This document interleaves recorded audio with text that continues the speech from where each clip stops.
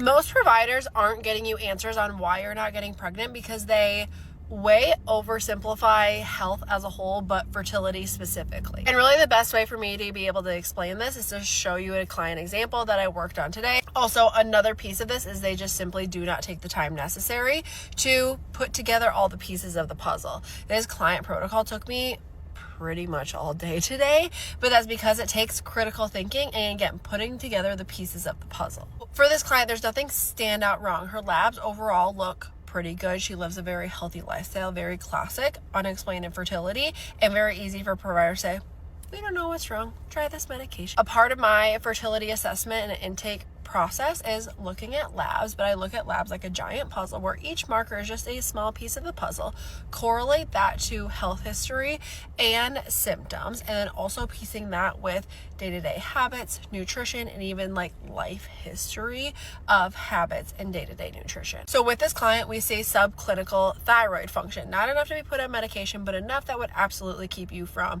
getting pregnant. And when we look at her symptoms, she has things like dry skin, brittle nails, low energy, low libido, very telltale low thyroid function symptoms. That's a big culprit here. In her blood work, we're also seeing signs of nutrient deficiency, specifically vitamin C and vitamin D, and liver stress, and that correlates with symptoms like painful periods and long periods. She also has symptoms like indigestion, gas, bloating, and acne. These things also line up with poor digestion, poor detoxification, liver function, toxic burden, just that realm in general. Both of these things, she falls into a gray area. Both of these gray areas absolutely impact fertility and go hand in hand. Our body works as a whole system, and this liver function, GI dysfunction definitely impacts thyroid function. So when we support one, we support the other. So we have a combination of very targeted nutrients and foods for her to add in. I gave her very specific nutrient feedback of eat more of these foods.